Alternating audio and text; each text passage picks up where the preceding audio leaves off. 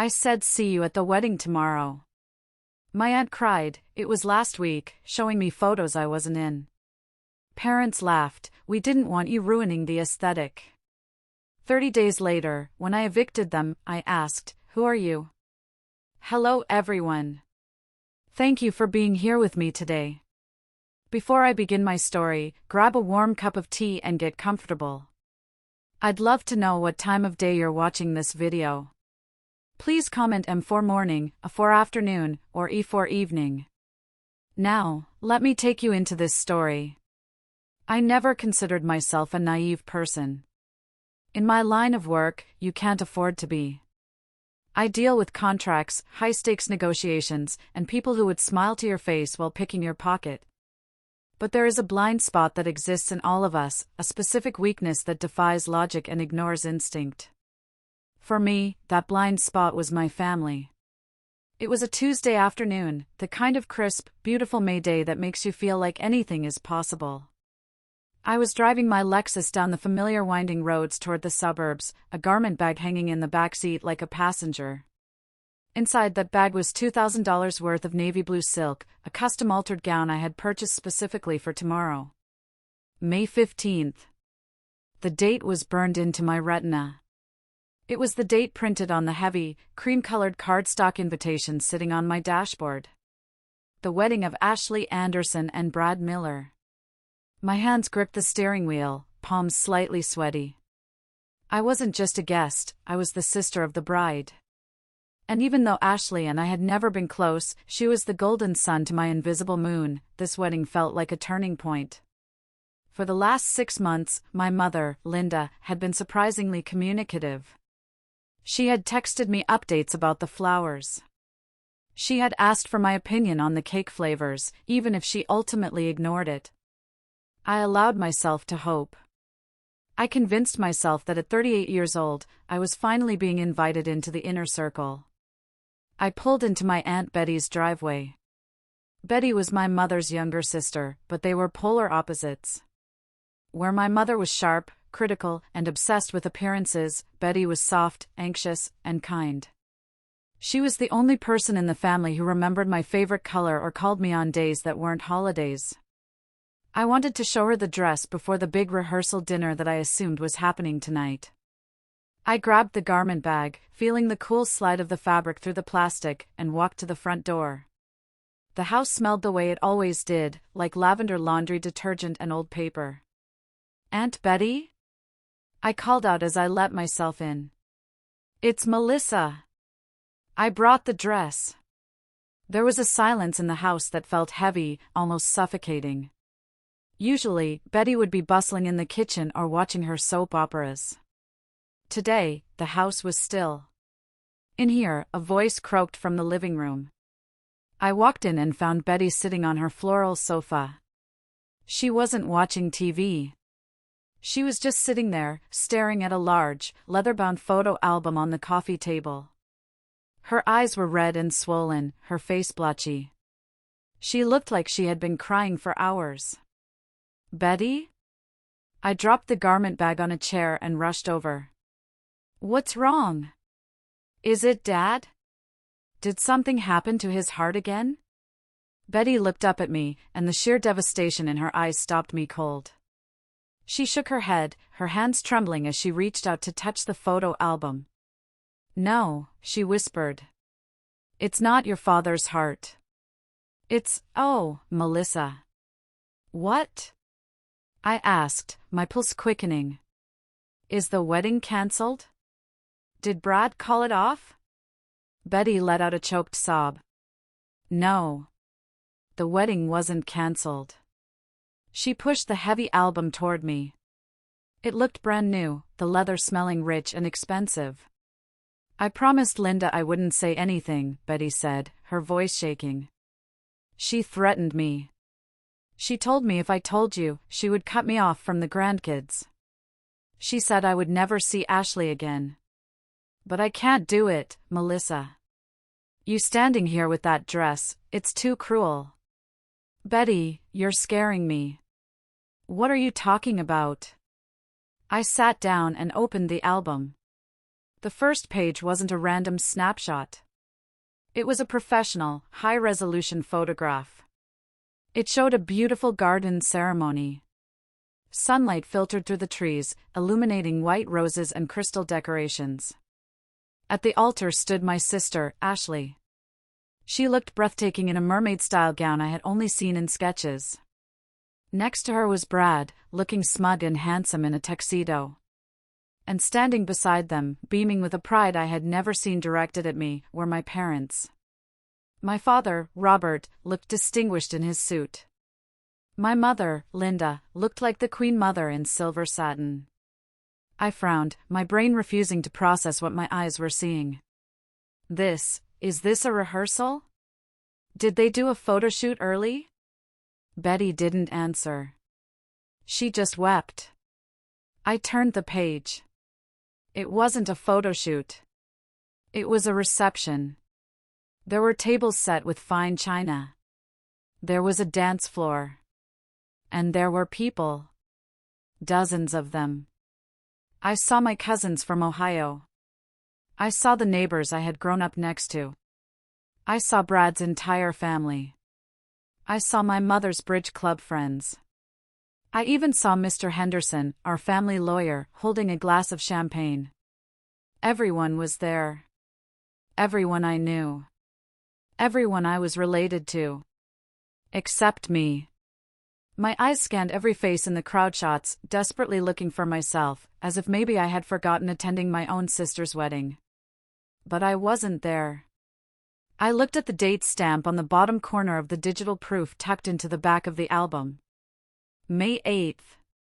May 8th. Last week. It happened already? My voice sounded strange, like it was coming from underwater. But, the invitation. It says the 15th, May 15th. It was a fake, Betty whispered. The words hung in the air like toxic smoke. They ordered a special batch. Just one. Just for you. They printed a fake invitation with a fake date so you wouldn't show up. I stared at the photo of my mother fixing Ashley's veil.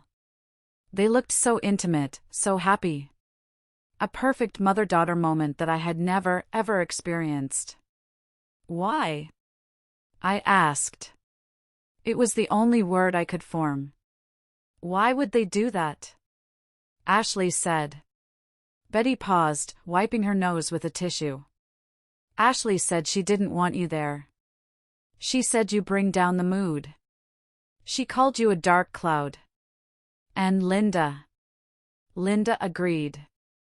She said they wanted a perfect day without having to worry about you looking mousy in the pictures. I felt a physical blow to my chest. It wasn't heartbreak. It was shock. The sheer effort they had gone to. They hadn't just not invited me, they had engineered a deception. They had watched me prepare. My mother had texted me about cake flavors after the wedding had already happened. They were mocking me. They're at the lake house right now, Betty said, sniffing. They're having a post-wedding brunch. Opening gifts. Getting ready for the honeymoon. The honeymoon. I froze. My hand went to my purse. Inside, tucked into a velvet-lined envelope, were the tickets and itinerary for a 2-week, all-expenses-paid honeymoon to Paris. First-class flights. The Ritz. Private tours. A gift worth $15,000. A gift I had worked extra hours to pay for, hoping it would finally buy my way into their hearts. They think I'm coming tomorrow, I said softly. Please don't go there, Melissa, Betty begged, grabbing my hand. Just go home. Don't give them the satisfaction of seeing you cry. I looked down at my hand. I wasn't crying. My eyes were dry. My heart, which had been racing, slowed down to a cold, rhythmic thud. I'm not going to cry, Betty, I said, standing up. I picked up my purse. I left the blue silk dress on the chair. I wouldn't be needing it. I'm going to give my sister her wedding present. The drive to the lake house usually took 45 minutes. I made it in 30. I drove in silence. No radio. No podcasts. Just the hum of the engine and the roar of blood in my ears. I needed to focus. I needed to replay every interaction, every phone call, every text message from the last 6 months. I needed to see the red flags I had ignored. Oh, don't worry about the bridal shower, Melissa, it's just for the young girls. The dress code? Oh, just wear whatever you feel comfortable in, dear. You know you have unique taste. They had been laughing at me the entire time. The lake house loomed ahead. It was a sprawling Victorian property overlooking Lake Michigan, with a wraparound porch and manicured gardens. It was the symbol of the Anderson family status. It was majestic, imposing, and pristine. And it was pristine because I paid for it. I pulled into the gravel driveway, the stones crunching loudly under my tires. The driveway was full. My father's vintage Jaguar, which I paid the insurance on, was there. Ashley's white convertible, her graduation gift from me, was there. And Brad's flashy red sports car was parked right in the center, taking up 2 spots. I didn't park. I stopped the car right behind Brad's, blocking him in. I grabbed the velvet envelope. I checked my reflection in the rearview mirror. I expected to look devastated. Instead, I looked terrifyingly calm. My hair was pulled back in a severe bun, my business blazer sharp and crisp. I didn't look like the mousy sister today. I looked like the CEO I actually was. I walked up the porch steps. I could hear them inside. Laughter. The clinking of glass. The sound of entitlement. I didn't knock. I didn't ring the bell. I turned the handle, it was unlocked, and pushed the heavy oak door open. The living room was bathed in golden afternoon light. It was a scene straight out of a magazine. My father, Robert, was lounging in his favorite leather armchair, a glass of scotch in his hand. My mother, Linda, was sitting on the sofa, sorting through a pile of silver-wrapped gifts. Ashley and Brad were cuddled together on the love seat, watching a video on the large flat-screen TV I had bought them for Christmas last year. It was the wedding video. I could hear the vows being exchanged on the screen. "Oh look, babe, that angle is perfect," Ashley cooed, pointing at the screen. "I look like a princess." "You are a princess," Brad said, kissing her temple. And thank God we didn't have any visual pollution in the background. I stepped from the foyer into the living room. My heels clicked sharply on the hardwood floor, clack, clack, clack. The sound cut through the room like a gunshot.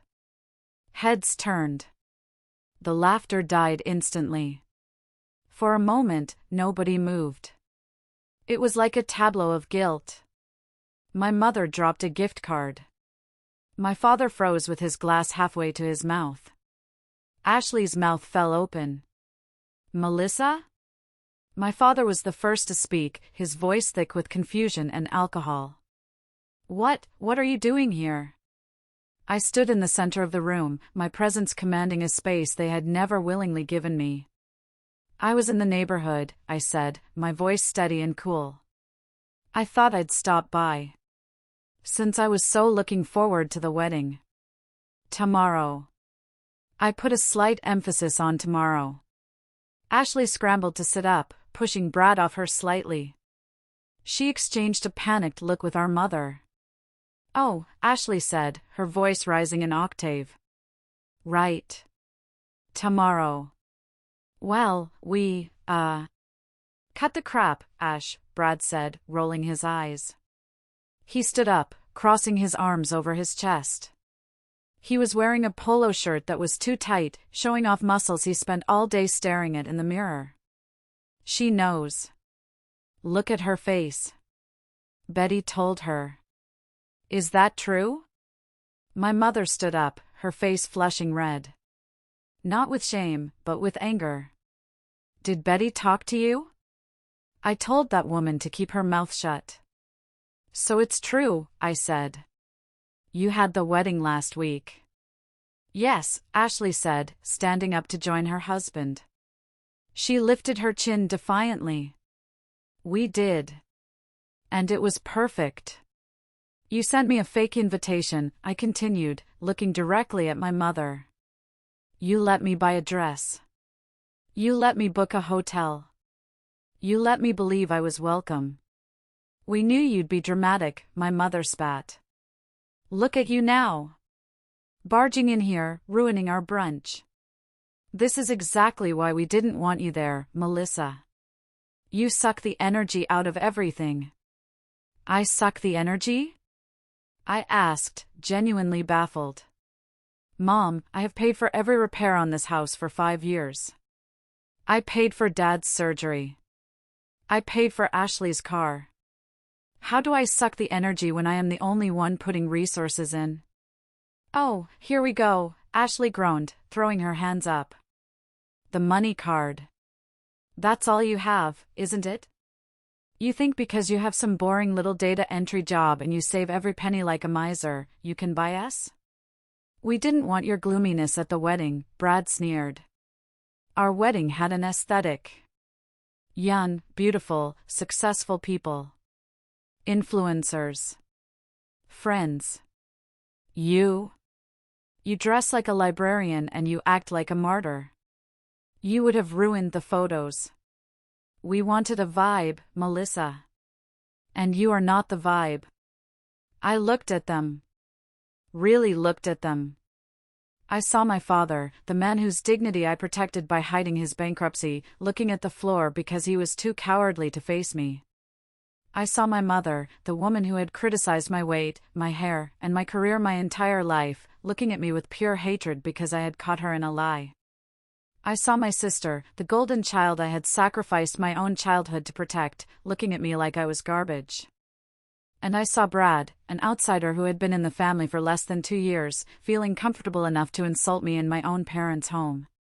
So, let me get this straight, I said, my voice dropping to a dangerous whisper. You lied to me, humiliated me, and excluded me because I don't fit your aesthetic? Take the hint, Melissa. Brad shouted, pointing at the door. Nobody wants you here. We tolerate you because you're useful sometimes, but for the big moments? You're not wanted. Get out. Tolerate, I repeated the word. It tasted like ash.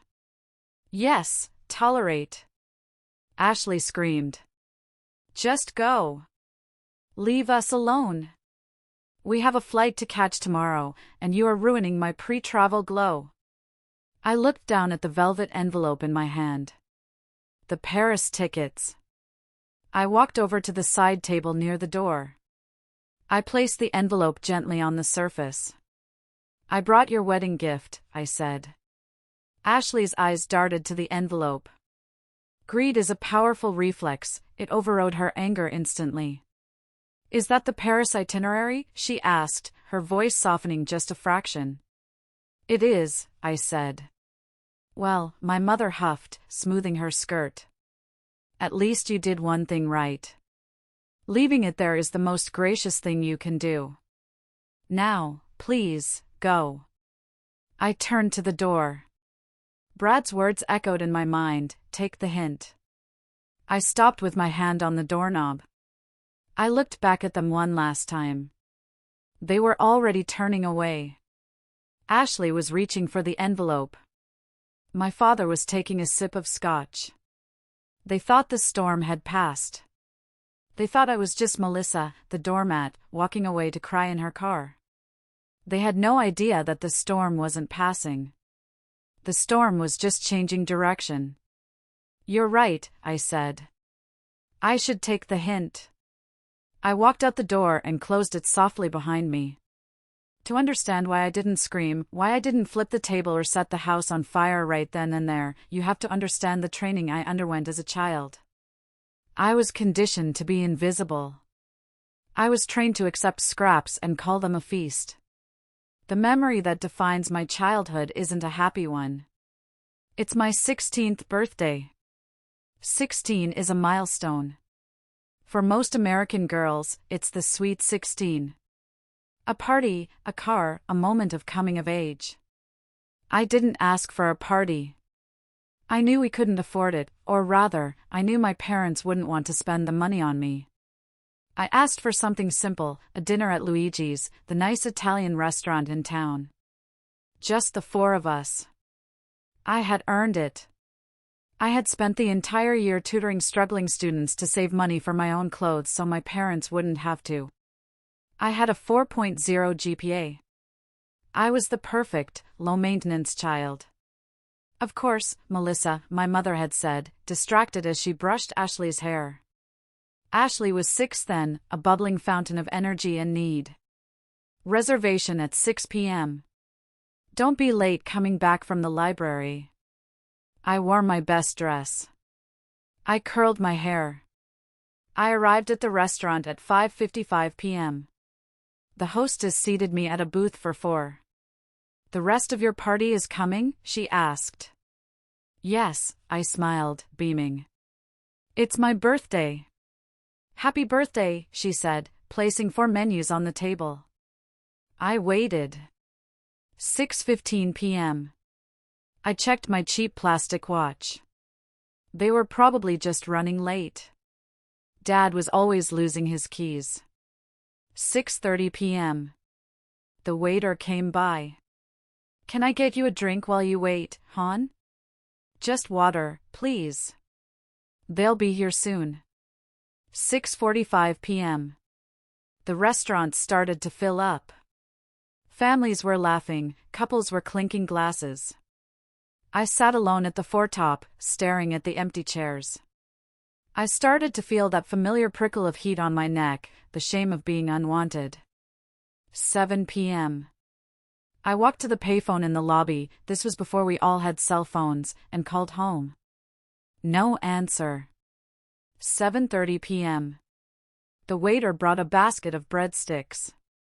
He didn't say anything, but the look in his eyes broke my heart.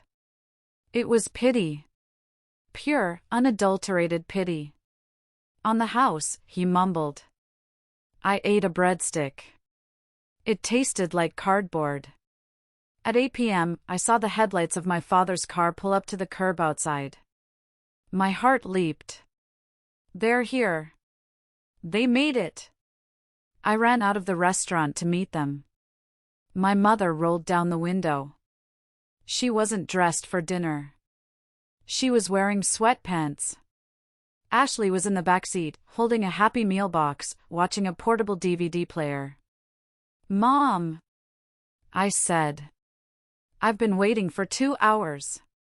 Oh, Melissa, get in the car, my mother snapped, looking exhausted. We can't do dinner. What? Why? Ashley scraped her knee, my mother said, as if describing a catastrophic injury.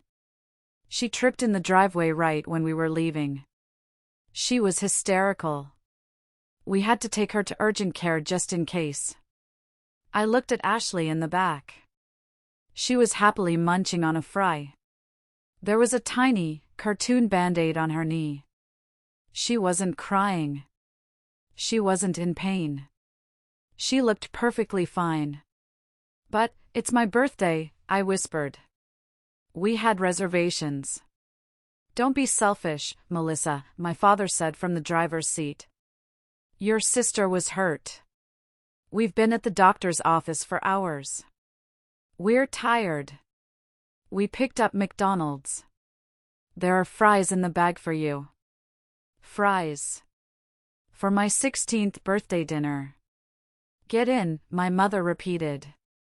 Stop making a scene on the sidewalk. I got in the car. I sat next to Ashley. She looked at me with her big blue eyes and smiled. I got a toy, she said, holding up a plastic figurine. I looked at the toy. I looked at the Band-Aid. And I realized then, with a clarity that was terrifying for a 16-year-old, that I didn't matter. I was an accessory to their lives, a supporting character in the Ashley show. If Ashley sneezed, the world stopped. If I was bleeding out, they would ask me not to stain the carpet. I ate my cold fries in silence on the drive home. When we got to the house, there was a cake box on the counter. "Happy birthday, Melissa," written in generic icing. "We can have cake tomorrow," my mother said, yawning. "I'm too tired to cut it now." "Put it in the fridge, Melissa." I put my own birthday cake in the fridge. I went to my room. I didn't cry. Crying would have implied surprise. And I wasn't surprised. I was just resigned. That resignation followed me for 20 years. It turned me into a pleaser. It turned me into the woman who would pay for a heart surgery she couldn't mention, fix a roof she didn't live under, and buy a honeymoon for a sister who hated her. I thought if I just gave enough, paid enough, did enough, eventually they would look at me the way they looked at Ashley. I thought I could earn my way onto the pedestal. But standing outside the lake house, 38 years old and finally awake, I realized the truth. You cannot earn love from people who are incapable of giving it. You cannot buy a seat at a table that was built to exclude you. The resignation was gone. In its place was something new. Something cold and sharp and heavy. It was power. What my family didn't know, what they had never bothered to ask, was who I really was when I wasn't in their shadow. When I left home at 18, I didn't just leave. I escaped. I moved to Chicago with $300 and a hunger that kept me up at night. I worked 3 jobs. I waited tables at a diner where my feet bled after every shift. I cleaned office buildings at night. And during the day, I answered phones at a boutique real estate investment firm. That was where I met Sarah. Sarah was 10 years older than me, divorced, sharp-tongued, and absolutely brilliant. She was one of the brokers at the firm. She saw me reading books on property law during my lunch breaks. She saw me staying late to organize files I wasn't paid to touch. One rainy Tuesday, she dropped a stack of files on my reception desk. "You're too smart to be answering phones, Melissa," she said, her voice raspy from cigarettes and coffee. "I'm looking for a junior analyst. The pay is crap, but I'll teach you how to get rich. Interested?" I didn't hesitate. Yes. Sarah taught me everything. She taught me how to spot a distressed property before it hit the market. She taught me how to negotiate with banks. She taught me that real estate wasn't about bricks and mortar, it was about leverage and timing. My first deal was a rundown 4-unit apartment building in a neighborhood everyone else was ignoring. It smelled of cat urine and damp rot. I used every penny of my savings for the down payment. I spent my nights stripping wallpaper and painting walls. I slept on the floor in a sleeping bag because I couldn't afford rent elsewhere while paying the mortgage. 6 months later, I refinanced it and pulled out $50,000 in equity. I didn't buy a new car. I didn't go shopping. I reinvested it. Over the next 15 years, Sarah and I built Phoenix Holdings.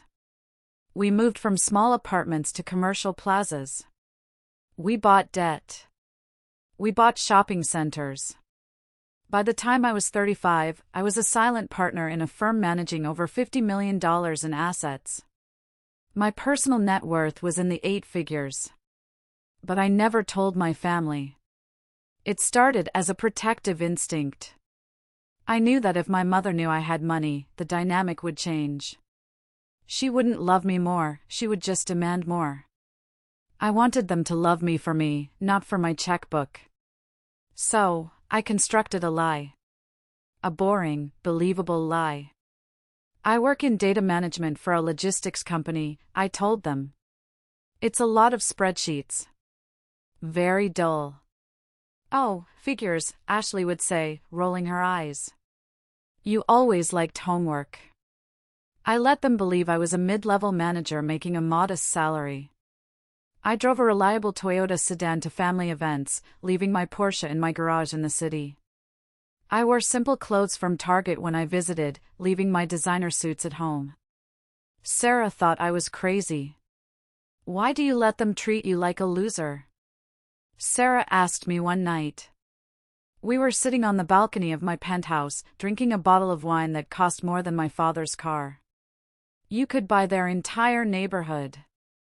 Because if they know, I said, looking out at the city lights, I'll never know if they actually care about me. I need to know it's real.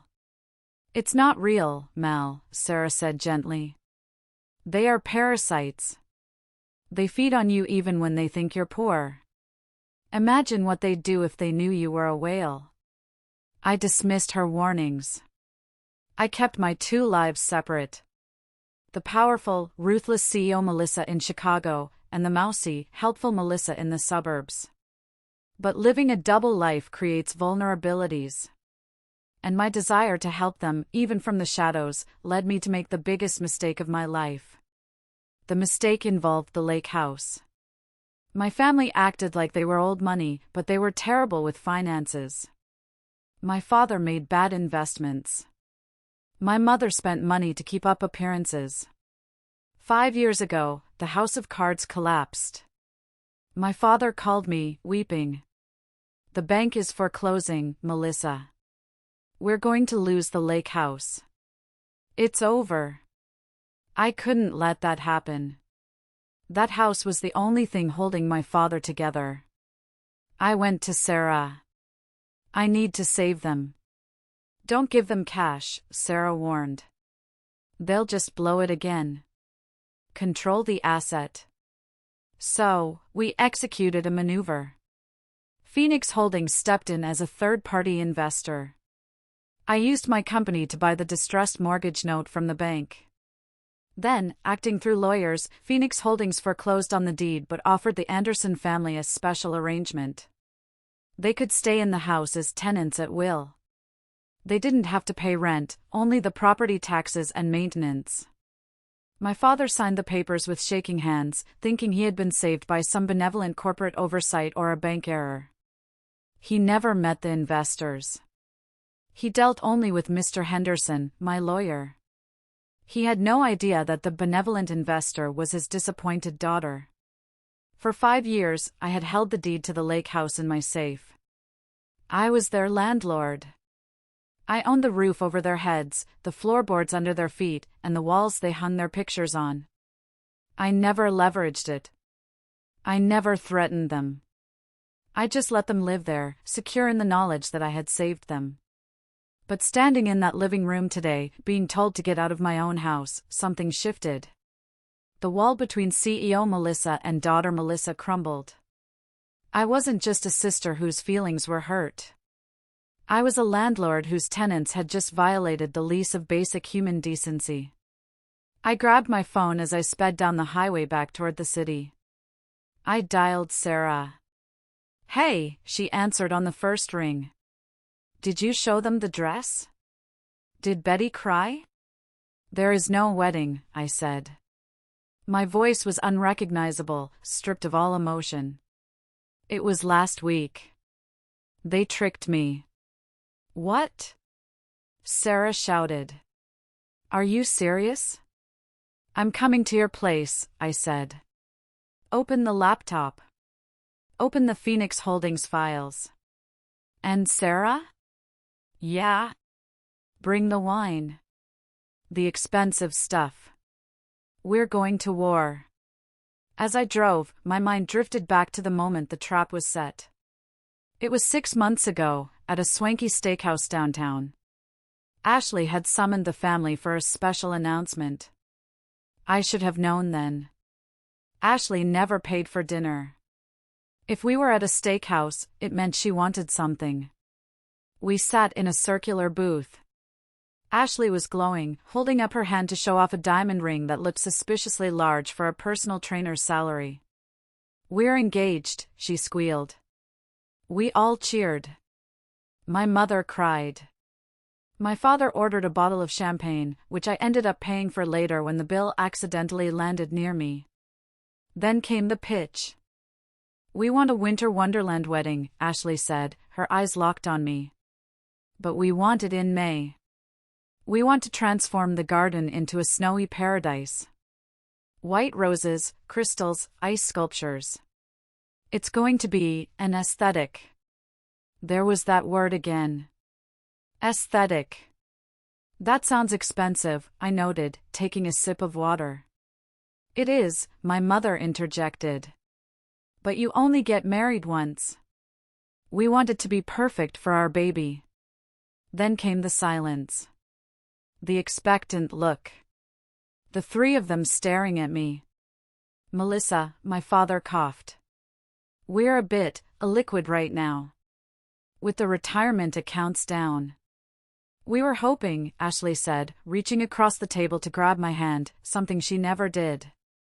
Since you have your steady job and no, kids or expenses, maybe you could pitch in? As a maid of honor gift? You want me to be maid of honor? I asked, touched. Well, we haven't decided titles yet, she hedged quickly. But you're my big sister. We need about $80,000 for the venue and the decor. 80,000? I choked. Ashley, I can't give you $80,000. The warmth vanished from her face instantly. She pulled her hand back. You mean you won't? I mean that is a down payment on a house, I said. I can't just write a check for that. The rest of the dinner was icy. My mother made snide comments about stinginess and hoarding wealth. A week later, the compromise was offered. My mother called me. Look, Melissa. Ashley is heartbroken. But she understands. If you can't fund the wedding, can you at least handle the honeymoon? It's her dream to go to Paris. The Ritz. First class. It would mean the world to her. And if you do this, we promise not to ask for another dime for the wedding. You can just show up and be a guest and enjoy the day. If I pay for the honeymoon, I asked, will I be included? Really included? Of course, my mother promised. We want the whole family together. It won't be the same without you. I agreed. I wanted to buy peace. I wanted to buy belonging. I spent $15,000 booking that trip. I spent hours on the phone with the concierge at the Ritz to ensure there were champagne and macarons in their room upon arrival. I booked private tours of the Louvre. I booked a dinner at the Eiffel Tower. I put so much love into that itinerary. I thought, when she sees this, she'll know how much I love her. And while I was doing that, they were plotting. They were sitting in the lake house, my house, drinking my father's scotch, and deciding that I was too ugly, too old, and too boring to be in their pictures. Brad must have led the charge. She's a downer, babe. Can't we just get the trip and not have her there? And my mother, the woman who birthed me, must have nodded. We'll tell her the wrong date. She'll forgive us. She always does. That was the crucial mistake. They confused forgiveness with desperation. I forgave them in the past because I was desperate for their love. But today? Today they had proven that their love didn't exist. There was nothing to be desperate for anymore. The well was dry. The realization was liberating. I pulled up to Sarah's building. It was a glass skyscraper that punctured the Chicago sky. I parked my car in my reserved spot. I didn't even grab my purse. I just grabbed my phone and the keys. I took the elevator up to the 40th floor. My reflection in the polished steel doors stared back at me. I didn't see the sad, rejected sister. I saw a woman who had built an empire from scratch. I saw a shark who had just smelled blood in the water. Sarah was waiting for me. She had opened the door before I even knocked. She was holding a glass of Malbec in one hand and my laptop in the other. I pulled the files, she said, no hello, no pleasantries. I have the honeymoon booking. I have the credit cards. I have the lake house deed. And Melissa? Yeah. I found something else. Something nasty in the bank transfers. I walked in, the adrenaline spiking again. What is it? We'll get to that, Sarah said, her eyes dark. first, let's ruin a honeymoon. Sarah's living room looked like the headquarters of a military operation. We had 3 monitors set up. The view of the city lights outside was beautiful, but neither of us was looking. Okay, Sarah said, cracking her knuckles.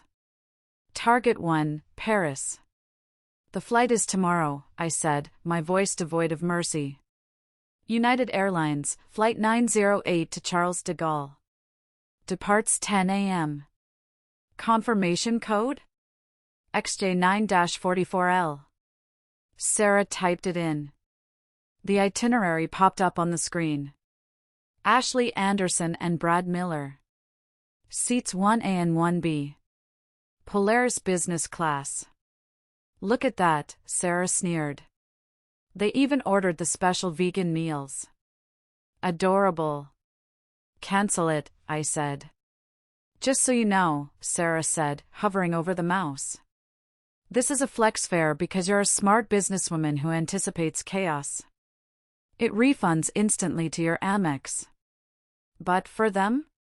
When they get to the kiosk, it's just going to say invalid reservation. Do it.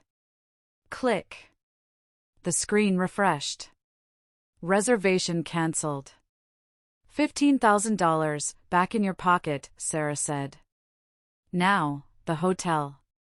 We logged into the Ritz portal. For nights in a suite overlooking the Place Vendôme. Cancel, I commanded. Click. Now, I said, pacing the room. The credit cards. I know Ashley has my secondary Visa card in her wallet. She uses it for emergencies, which usually means Sephora. And your mom has the authorized user card on your Amex, Sarah added. We logged into the banking portal. Remove authorized user, Ashley Miller, Sarah narrated as she typed. Reason, card compromise. Click. Remove authorized user, Linda Anderson. Reason, card compromise. Click. They are currently financially naked, Sarah said with a grim satisfaction. If they try to buy a stick of gum tomorrow at O'Hare, they're going to be declined. I sat down on the sofa, taking the glass of wine Sarah offered. I took a large gulp. It's not enough, I said. They humiliated me. They stole my dignity. Stranding them at the airport is just an inconvenience. I want to hurt them where it actually matters. The house, Sarah said softly. The house, I agreed. Sarah pulled up the Phoenix Holdings file. Asset number 409, the Lake House. You know the law, Mel, Sarah said, shifting into lawyer mode. They are tenants at will. Since there is no written lease, you have to give them 30 days notice. You can't just kick them out tomorrow. I know, I said. Draft the notice. Notice to quit. 30 days to vacate premises. Failure to comply will result in formal eviction proceedings initiated by the Sheriff's Department. Reason for termination? Sarah asked, typing. Reason? I laughed, a harsh, barking sound. No reason needed for at-will tenancy. But if you need one for the file, put breach of trust. Sarah typed it out. I'll have Henderson serve this on Monday morning. He'll enjoy it. He never liked your dad. Good. But Mel, Sarah said, stopping and turning her chair to face me. There's the other thing. The thing I found. I felt a knot form in my stomach. Show me. Sarah pulled up a spreadsheet of my bank transfers from the last year. She highlighted a transaction from last October. October 12th, wire transfer to Robert Anderson, $50,000. This was for Dad's heart surgery, I said. He needed that valve replacement. The insurance wouldn't cover the full specialist fee. Right, Sarah said. Now, look at your parents' joint account statement. You have access because you co-signed that account years ago, remember? She pulled up the PDF. October 12th, deposit, $50,000. October 14th, transfer to A. Miller Wedding Fund, $45,000. The room spun. They didn't spend it on the surgery, I whispered. Your dad never had the surgery, Mel, Sarah said gently. I checked his medical claims. He had a consultation. The doctor recommended medication and lifestyle changes. He didn't need a valve replacement. They lied to you. They lied about his heart? I stood up, my hands shaking. They told me he might die if he didn't get that operation. They lied to get the cash, Sarah said. And they used it to pay for the Winter Wonderland wedding. The crystals. The roses. The aesthetic. I felt bile rise in my throat. I ran to the bathroom and dry heaved into the sink. They hadn't just excluded me. They had swindled me. They had used my love for my father, my fear of losing him, to extract $50,000 for a party I wasn't allowed to attend. I washed my face with cold water. I looked at myself in the mirror. The sad, desperate sister was gone. She had died the moment I saw that bank transfer. I walked back into the living room. Sarah, I said. Change the eviction notice. Change it how? Don't just serve them notice. I want to sue them. I want to sue them for fraud, embezzlement, and intentional infliction of emotional distress. I want everything back. The car. The house. The $50,000. I want to strip them down to the bone. Sarah grinned, and it was the scariest thing I had ever seen. Now you're speaking my language. The next morning, I didn't go to work. I sat in Sarah's living room, drinking coffee, watching the clock. 9 a.m. They would be at O'Hare International Airport now. I closed my eyes and imagined the scene. Ashley would be wearing her bride tracksuit, pulling her Louis Vuitton luggage, which I bought her. Brad would be wearing sunglasses indoors, looking important. They would walk up to the premier access counter, bypassing the long lines of peasants. Paris, first class, Ashley would say, slamming her passport down. I imagined the agent typing. The frown. The confusion. I'm sorry, ma'am. I'm not seeing a reservation. Check again, Brad would snap. It was booked months ago. I see a booking history, the agent would say. But it was cancelled yesterday by the purchaser. I checked my phone. It started ringing at 9:15 a.m. Mom calling. I ignored it. 9:16 a.m. Ashley calling. I ignored it. 9:18 a.m. Brad calling. I ignored it. 9:20 a.m. Dad calling. My phone was vibrating so hard it was dancing across the coffee table. Then came the texts. Ashley, pick up the phone. There is a mistake. Mom, Melissa, what did you do? They say the tickets are cancelled. Fix this now. Brad, you petty bitch. Put the tickets back or I swear to God. I laughed. I actually laughed out loud. It was a dark, rich sound. They found out, I told Sarah. Oh, looking at the time, Sarah checked her watch. They are realizing that a walk-up fare to Paris for today is about $8,000 a person. Do they have $16,000 on their credit cards? No, I said. Because I just cancelled the cards. 9:30 a.m. The texts became more desperate. Ashley, Mel, please. Everyone thinks we're going to Paris. I posted it on Instagram. I can't be seen still in Chicago. Mom, we are at the airport.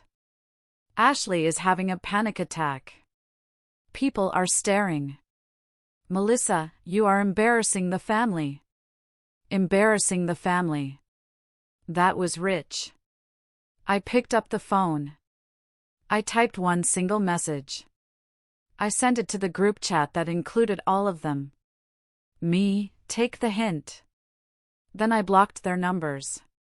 I could picture the meltdown. Ashley screaming at the poor ticket agent. Brad trying to use his credit card, only to have it declined. My mother trying to use hers, declined. My father standing there, useless as always. They would have to call a cab, Uber required a working credit card, and take the humiliating ride back to the lake house. They would have to unpack their bags. Ashley would have to delete her Instagram stories. But the real fun was just beginning. Because when they got back to the lake house, thinking they could just hide out and drink my father's scotch, they weren't going to find peace. Mr. Henderson, my lawyer, was efficient. He had hired a process server. At noon, just as they would be settling back into the living room to nurse their wounds and badmouth me, there would be a knock on the door. It wouldn't be a guest. It wouldn't be a neighbor. It would be a man with a thick envelope taped with red urgent stickers. Inside would be the notice to quit. 30 days to vacate. And attached to it would be a civil lawsuit for $50,000 in misappropriated funds, citing fraud and naming Robert and Linda Anderson as defendants. I took a sip of my coffee. It was the best cup of coffee I had ever tasted. Sarah, I said. I think I need a vacation. Maybe Paris? Sarah toasted me with her mug. Paris sounds lovely this time of year.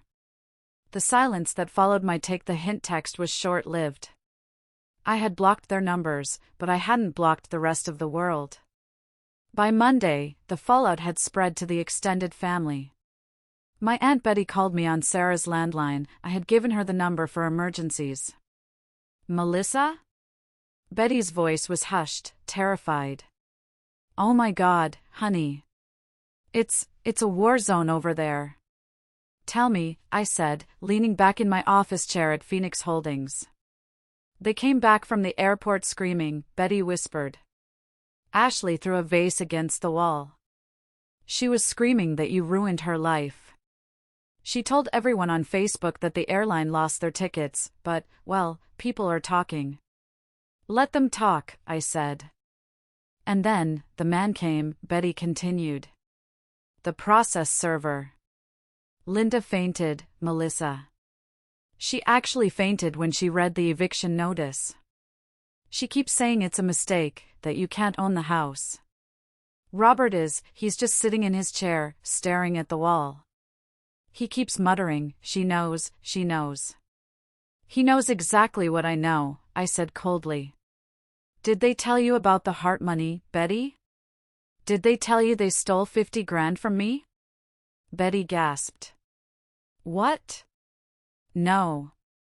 They said you cut them off because you were jealous of the wedding. They stole $50,000 I gave them for Dad's heart surgery and used it for the wedding, I said clearly. That's why I'm suing them. Betty started to cry. I didn't know. Oh, Melissa, I didn't know. I know you didn't, Betty. But now you do. You have a choice. You can stay on their sinking ship, or you can come have dinner with me tonight. I'm making risotto. There was a long pause. A pause that defined the rest of our relationship. I love risotto, Betty whispered. I smiled. I had saved one. But the rest of the week was a barrage of attempts to breach my fortress. My mother tried to call my office. My assistant, briefed by me, told her I was in meetings indefinitely. Brad tried to show up at my apartment building. The doorman turned him away, citing the newly filed restraining order Sarah had slapped on him 4 threatening messages. Then came the flying monkeys. Cousins I hadn't spoken to in years sent me Facebook messages. How can you do this to your parents? Ashley is crying nonstop. You're a monster. Family helps family. Fix this. I didn't reply to any of them. I simply posted one status update on my own Facebook page, visible to everyone. To everyone asking, yes, I evicted my parents. No, I will not discuss it. But before you judge, ask them what happened to the $50,000 heart surgery fund. Ask Ashley why my invitation had the wrong date. The truth is free, their lies are costing them everything. The silence after that post was deafening. The messages stopped. The moral outrage evaporated as the rumor mill started churning out the real story. I went to work every day. I closed deals. I laughed with Sarah. For the first time in my life, I wasn't carrying the heavy, wet blanket of my family's expectations. I felt light. But I knew it wasn't over. They had 25 days left in the house. And narcissists don't go down without a fight. They don't just pack boxes and leave. They scorch the earth. On Friday afternoon, Mr. Henderson called me. "Melissa," he said, his voice grave. "We have a problem." "Did they file a countersuit?" I asked. "No. They're not leaving. Your father called me. He said they are claiming squatters' rights and adverse possession. They are refusing to pack. They said you'll have to drag them out in handcuffs." I swiveled my chair to look out the window. "Is that so?" I asked. "It's a bluff," Henderson said. "Legally, they have no leg to stand on. But it means we will have to physically enforce the eviction. It will be ugly. Police. Sheriffs. Neighbors watching. Let it be ugly," I said. "They wanted an aesthetic? I'll give them a spectacle." The eviction clock is ticking down. 25 days left until the sheriff arrives. If you want to see exactly how Ashley handles losing her princess palace and what happens when the movers start touching her stuff, hit that like button and comment number 1. You are not going to believe the stunt they pull next. The 48 hours following the airport incident, as Sarah and I began to call it, were a masterclass in chaotic narcissism. I didn't need to be there to see it. The information flowed to me through the cracks in their fortress, mostly via Aunt Betty, who had become my double agent inside enemy lines.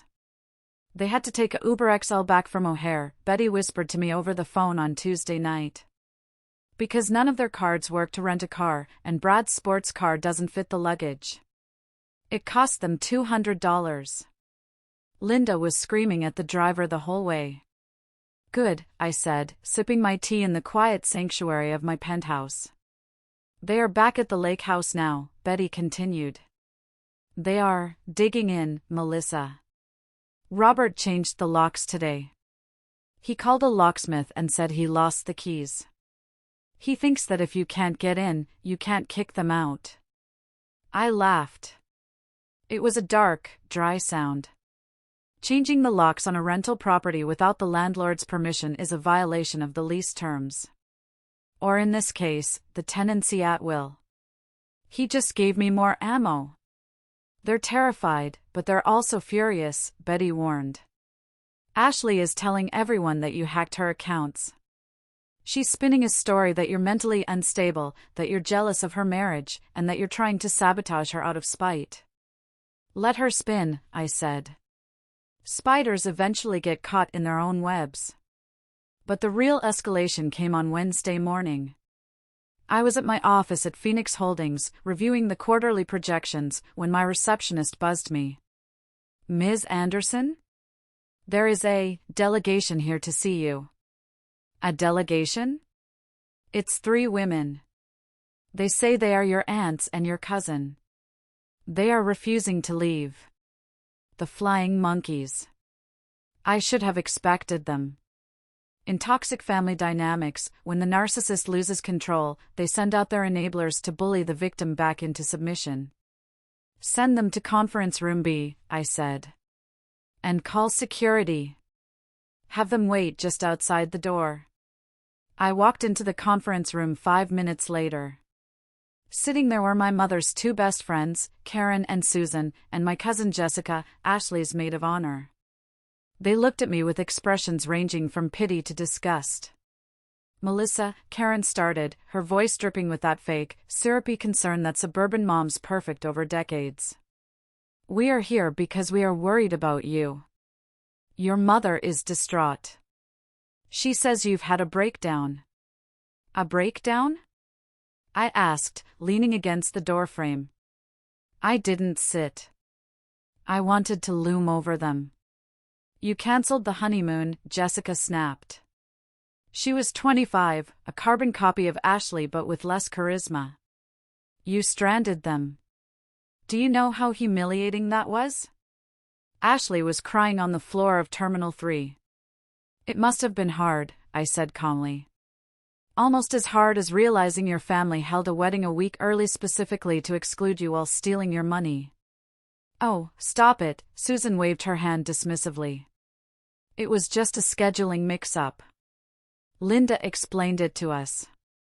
They wanted a small, intimate ceremony. You're blowing this out of proportion. A mix-up? I pulled a file folder from under my arm and slid it across the mahogany table. It contained copies of the bank transfers. The $50,000 for the heart surgery.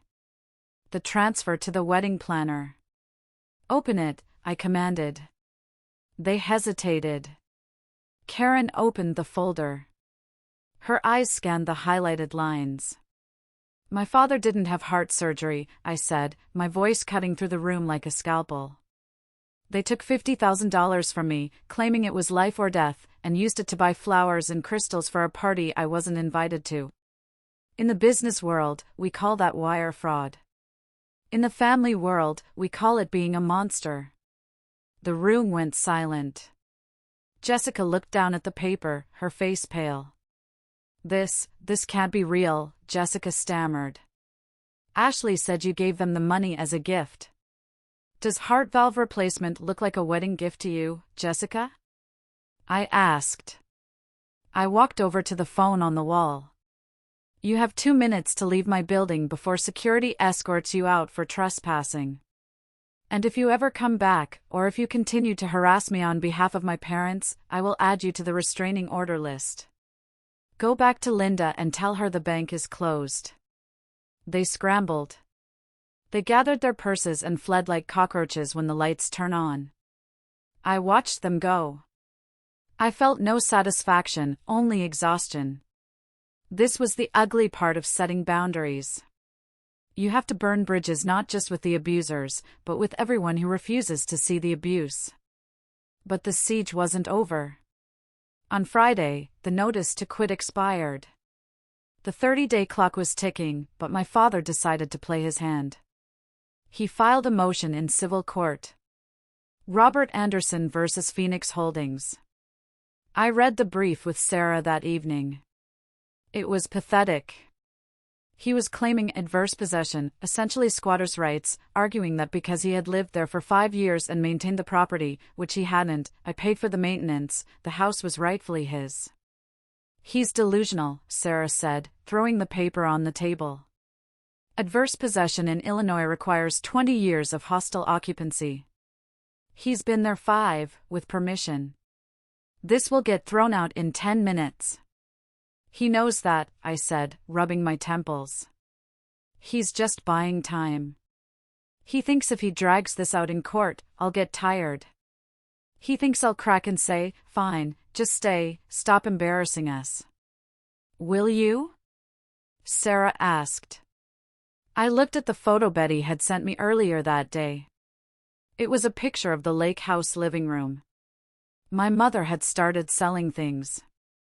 My grandmother's antique clock was gone from the mantel. The Persian rug was missing. They were stripping the house. They were liquidating my assets to fund their legal defense against me. No, I said. I won't crack. But I'm done playing defense. It's time to go on the offensive. What do you have in mind? They are selling the furniture, I said. That furniture was included in the deed transfer. When I bought the debt, I bought the house as is, contents included. They are selling stolen property. I picked up my phone. I'm calling the police. I want to report a theft in progress. Sarah smiled. Now that is an aesthetic I can get behind. The police visit to the lake house on Saturday morning didn't result in arrests. Domestic disputes over property are rarely resolved in handcuffs immediately, but it achieved something more important: it put them on notice. The sheriff's deputy, a stern man named Officer Miller, no relation to Brad, thankfully, filed a report. He told my parents that they were not allowed to remove any fixtures, appliances, or furniture listed in the original purchase inventory until the civil suit was settled. It stopped the bleeding, but it didn't heal the wound. Because during the inventory check, I discovered something that broke the last tiny fragment of my heart that I didn't know was still intact. I wasn't allowed on the property due to the tension, so I had sent a property manager from Phoenix Holdings to accompany the police. He was on video call with me. Check the safe in the master bedroom closet, I instructed him through the phone. There should be a velvet box.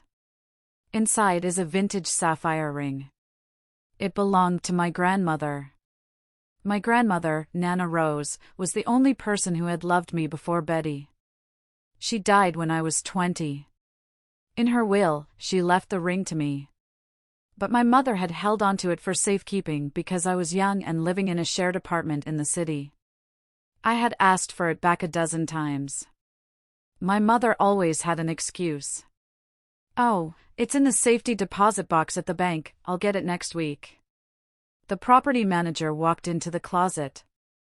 My mother was standing there, arms crossed, glaring at the camera phone. Open the safe, the officer instructed her. My mother hesitated. I don't have the combination. Linda, I said through the speaker, my voice distorted but loud. I know the combination. It's Ashley's birthday. June 12th, 96, open it. She went pale. She typed in the numbers. The safe beeped and swung open. It was empty. No papers. No cash. And definitely no sapphire ring. Where is it? I demanded. Where is Nana's ring? My mother looked at the phone, and for a second, she looked frightened. Then, the mask slipped back on. The mask of the victim. We had to sell it, she said, her voice trembling with fake righteousness. We had bills, Melissa. We were drowning. You cut us off. What did you expect us to do? Starve? You sold it when? I asked. Last month, she admitted. Last month? I screamed. I hadn't cut you off last month. Last month I was paying your mortgage. Last month I was booking a trip to Paris. You didn't sell it to survive, Linda. What did you sell it for? She didn't answer. She looked away. Then I heard a voice in the background. It was Ashley, shouting from the hallway. It paid for the floral arch. Okay? Are you happy? We needed the sapphire blue hydrangeas imported from Holland to match the theme. It was Nana's contribution to her favorite granddaughter's wedding. The silence on the line was absolute. They had sold my inheritance, the one tangible thing my grandmother had left me, to buy flowers for a wedding I was banned from. They had traded a family heirloom for a perishable decoration that was thrown in the trash the next day. Officer, I said, my voice eerily calm. I would like to add grand larceny to the list of charges. That ring was appraised at $12,000. It was legally mine per the probate records of Rose Anderson's estate. My mother was the custodian, not the owner. Melissa, you wouldn't, my mother shrieked. You'd send your own mother to jail over a piece of jewelry? No, I said. I'm sending a thief to jail. The fact that she shares my DNA is a coincidence. I hung up the phone. I sat in my office, shaking. That ring was all I had left of Nana Rose.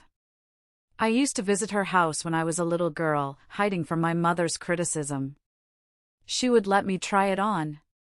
It matches your eyes, Melissa, she would say. Unlike the rest of this family, you have depth. And now it was gone. Converted into dead flowers. That night, I received an email from Mr. Henderson. Subject: settlement offer from defendants. I opened it. My father's lawyer, a cheap strip mall attorney they had hired, had sent a proposal. Mr. and Mrs. Anderson proposed the following: they will vacate the lake house in 60 days. In exchange, Melissa Anderson will drop the lawsuit regarding the $50,000 and the claims regarding the jewelry. She will also reinstate the monthly stipend for 6 months to allow them to transition. I stared at the screen. Even now, facing eviction and felony charges, they were asking for more money. They wanted a transition stipend. I hit reply. To Mr. Henderson. Settlement offer. My counteroffer is as follows. 1. They vacate in 72 hours. 2. They return the full $50,000 immediately. 3. They return the ring, or pay its full appraised value of $12,000. 4. If they do not agree by 9 a.m. tomorrow, we proceed with the criminal filing for the theft of the ring. There will be no stipend. There will be no transition. The bank is closed. I hit send. I wasn't just burning the bridge anymore. I was nuking the canyon. The deadline passed. They didn't accept the offer. They couldn't. They didn't have the money. So, the war entered its final, ugliest phase. With 20 days left on the eviction clock and criminal charges pending investigation, my family turned feral. If they couldn't keep the house, they were going to make sure I didn't want it. Neighbors started calling the HOA. They reported loud parties at the lake house at 3 a.m. They reported trash piling up on the lawn. I drove out there one night, parking down the street in a rental car so they wouldn't recognize me. The house looked sick. The grass, usually manicured, was knee-high. There were garbage bags piled on the beautiful wraparound porch. The shutters on the second floor were hanging loose. They were trashing it. It was a scorched earth policy. I called the police again, but they said unless I caught them in the act of vandalism, it was a civil matter. It's just a messy tenant dispute, the dispatcher said tiredly. I needed eyes inside. I remembered the security system. When I bought the house, I had installed a high-end smart home system. My father, paranoid about privacy, had unplugged the cameras years ago. But the sensors? The microphones and the smoke detectors? Those were hardwired. I logged into the dashboard. The cameras were offline. But the glass break sensors and the audio monitors in the hallway were active. I put on my headphones and listened. It was like listening to a reality show from hell. We should rip the copper out of the walls, I heard Brad's voice. That's worth a few grand. Don't be an idiot, my father's voice, slurred. That's a felony. Besides, I'm too tired. What about the chandeliers? Ashley asked. We can sell them on eBay. They're listed on the inventory, my mother snapped. That bitch has checked everything. If we take them, she'll know. I hate her, Ashley screamed. I hate her so much. Why won't she just die? If she died, we'd get everything back. I froze. Hearing your own sister wish for your death is different than imagining it. It hit me with a cold, visceral shock. She won't die, my mother said bitterly. She's too stubborn. But we can make sure this house smells so bad she never steps foot in it. Brad, did you get the fish? Yeah, Brad laughed. 5 pounds of raw shrimp. Where do you want them? Curtain rods, my mother said. Inside the hollow curtain rods. And unscrew the vent covers. Put them deep in the ducts. By the time they find the smell, the whole house will be condemned. I hit the record button on my laptop. I had them. I didn't call the police immediately. I called the emergency line for the HVAC company that serviced the house, a company Phoenix Holdings had a contract with. "This is an emergency," I told the technician. "I need you to go to the lake house tomorrow for a routine filter check. I suspect there is a blockage in the vents." The next day, the technician arrived. My parents, thinking he was just a clueless worker, let him in. He went straight to the vents. He found the shrimp. He took photos. He wrote a report, "Deliberate contamination of HVAC system causing biological hazard." With that report, and the audio recording, I went to a judge. I didn't just ask for eviction. I asked for an emergency ex parte order for immediate removal due to destruction of property and hazardous conduct. The judge listened to the audio clip of them plotting to hide rotting fish. He looked at the photos. He signed the order. "Immediate execution," he said. "Sheriff to assist." It wasn't going to be 30 days. It wasn't going to be 20. It was going to be tomorrow. I walked out of the courthouse feeling a grim sense of finality. This was it. The end of the Anderson family illusion. I called Sarah. "Get the movers. Get the locksmiths." "And Sarah?" "Get a cleaning crew. A hazmat one. It's happening? Tomorrow morning. 8 a.m. I want them out before they can finish breakfast." That night, I couldn't sleep. I lay in bed thinking about the house. I had bought it to save them. I had bought it to preserve the memory of the happy family I wanted us to be. Now, I was kicking them out to save the physical structure from their rot. It was a metaphor for my entire life. I had to evict them from my heart to save myself from their poison. The morning of the eviction was gray and drizzly, the kind of Chicago weather that seeps into your bones. It fit the mood perfectly. I arrived at the end of the block at 7:45 a.m. I wasn't alone. I had a convoy. 2 sheriff's cruisers. A large moving truck, hired by me to dump their stuff at a storage unit, paid for 30 days, my last act of charity. Mr. Henderson. And Sarah. "Are you ready?" Sarah asked, handing me a coffee. She was wearing sunglasses, looking like she was attending a funeral for someone she didn't like. "Let's get it over with," I said. We rolled up the driveway. The gravel crunched. The house was quiet. The curtains were drawn. They were likely still asleep, sleeping off the hangover of their own misery. The sheriff's deputies banged on the door. It wasn't a polite knock. It was the heavy, authoritative pound of the law. Bang. Bang. Bang. "Sheriff's Department. Open up." Silence. Then, the sound of movement inside. A dog barked, Brad's purebred Frenchie, another thing I probably paid for. The door opened a crack.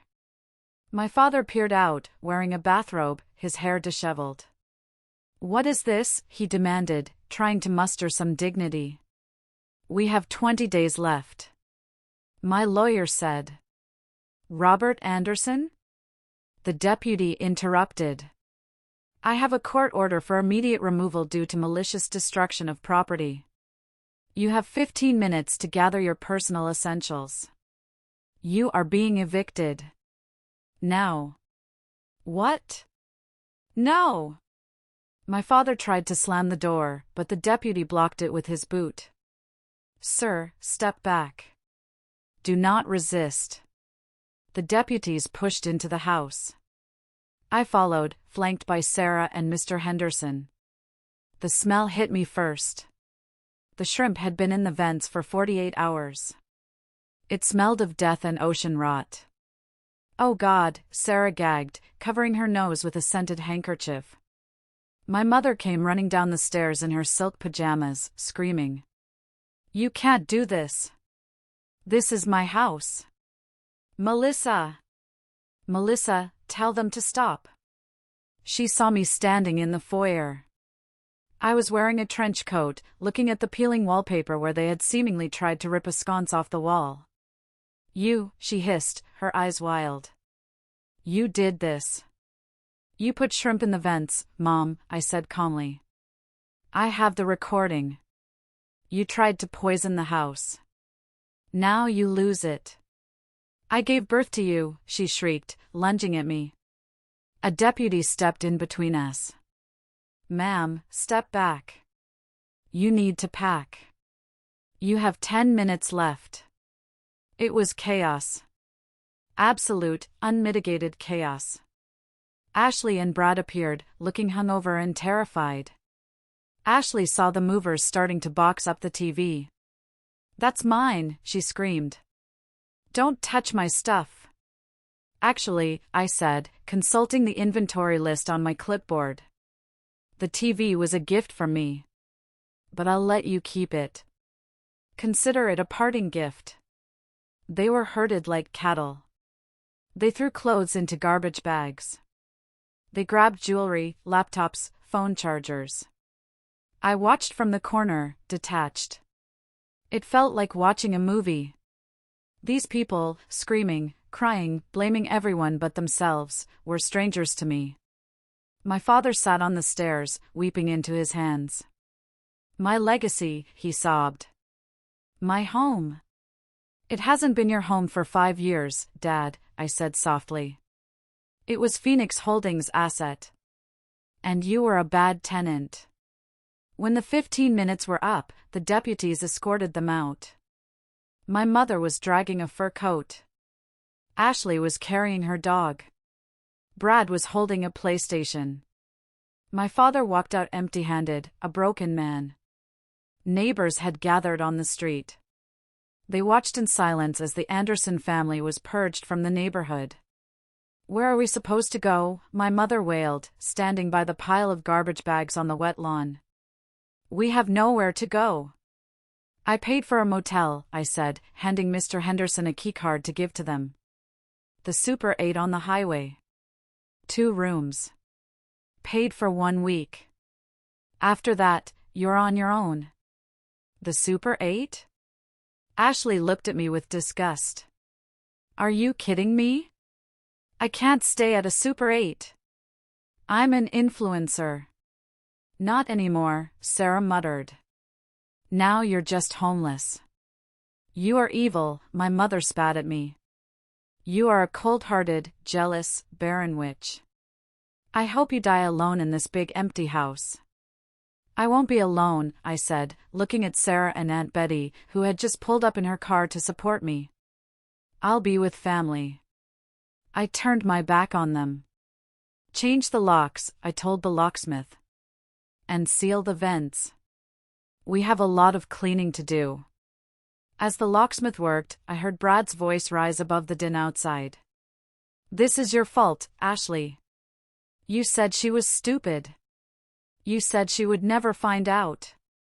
Now I'm homeless? I'm not doing this. I'm done. I walked to the window. I watched as Brad threw his bag into his red sports car. Brad? Brad, where are you going? Ashley screamed, chasing after him. We're married. Not for long. Brad shouted. I didn't sign up for poverty. He peeled out of the driveway, spraying gravel over Ashley's legs. She stood there in the rain, holding her dog, watching her husband drive away. The golden child had finally tarnished. I felt no joy. Just relief. The tumor had been cut out. The surgery was messy, and the recovery would be painful, but the cancer was gone. The weeks following the eviction were a blur of cleaning and legal paperwork. The house required $10,000 in professional cleaning to get the shrimp smell out. We had to replace the drywall in the hallway where Ashley had punched holes in it before leaving. But as we cleaned, we found things. Hidden in the attic, in a box marked old tax papers, I found something that changed everything I thought I knew about my childhood. It was a folder of letters. Letters from my grandmother, Nana Rose, addressed to me.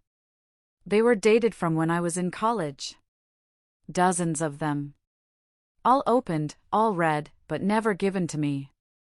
Dearest Melissa, I sent a check for your tuition this semester. I know your mother says things are tight, but I wanted to make sure you can focus on your studies. My sweet girl. I included a little extra for your graduation dress. I'm so proud of you. I sat on the dusty attic floor and read them, tears streaming down my face. My grandmother hadn't just left me the ring. She had supported me all along. But my mother had intercepted the mail. She had taken the checks. She had cashed them, likely forging my signature, and used the money on herself and Ashley. I had spent my entire young adult life thinking Nana Rose had forgotten me, thinking I was alone. But I wasn't. I had been loved. My mother had stolen that love from me.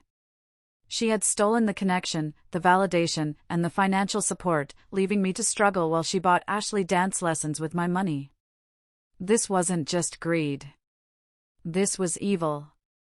It was a systematic attempt to isolate me and keep me weak. I called Mr. Henderson. Add mail fraud and forgery to the lawsuit, I said, my voice shaking with rage.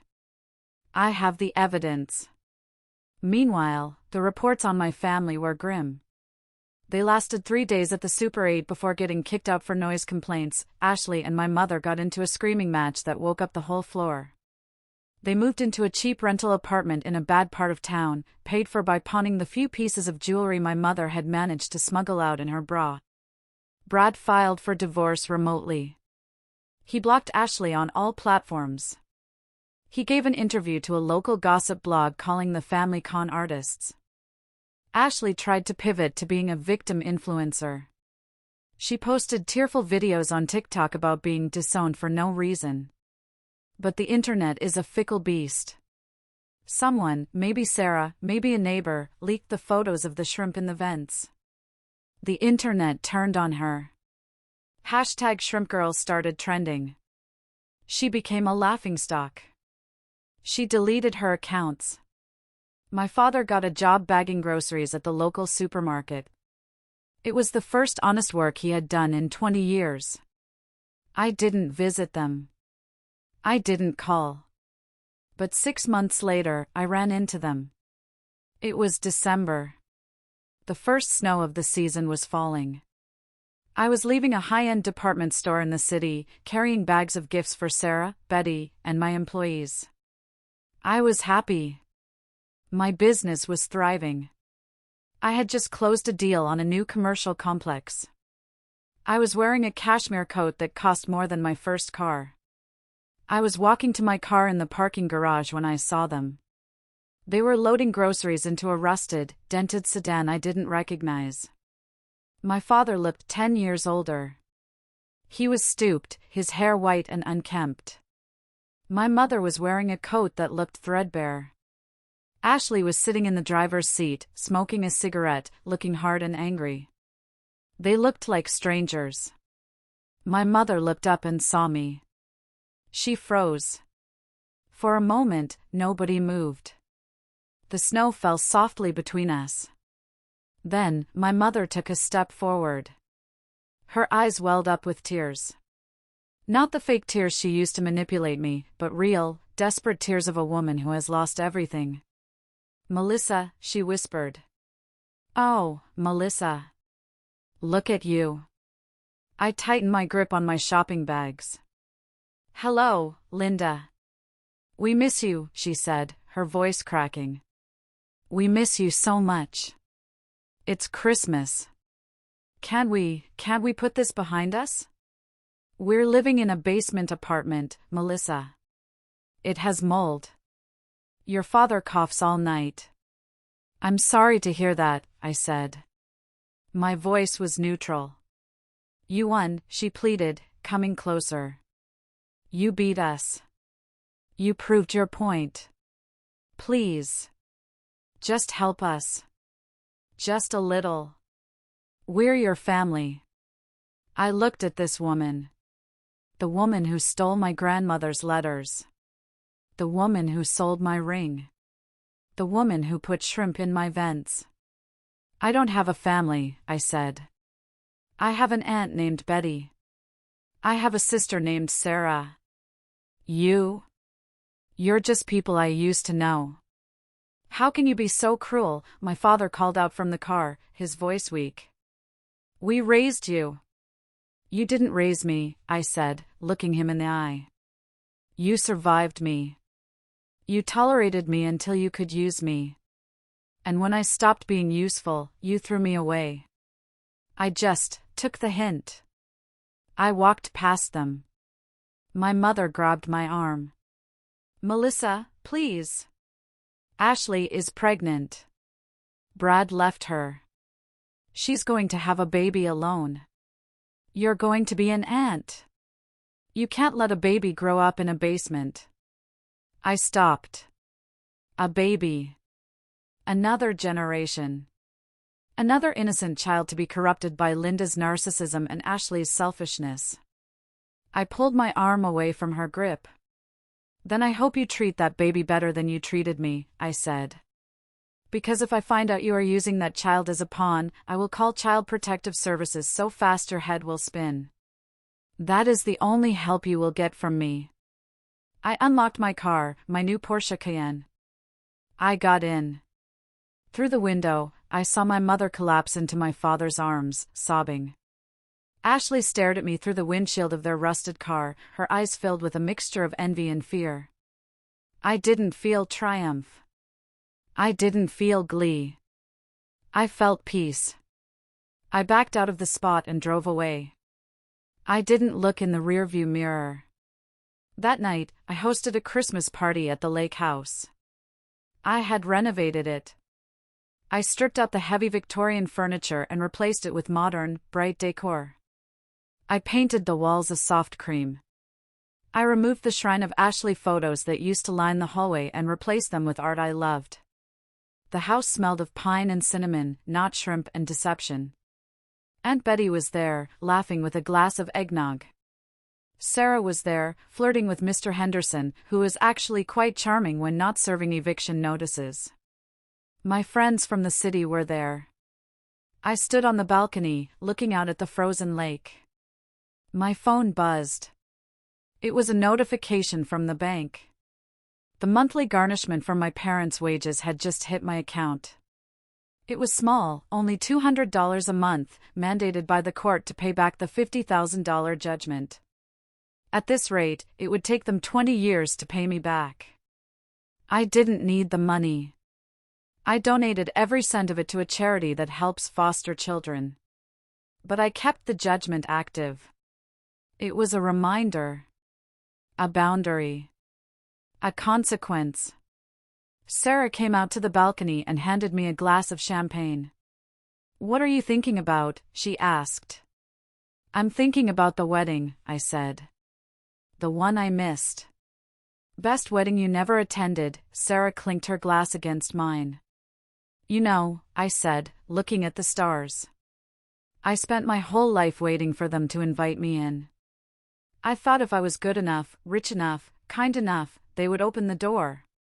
And I realized, I smiled, I don't need them to open the door.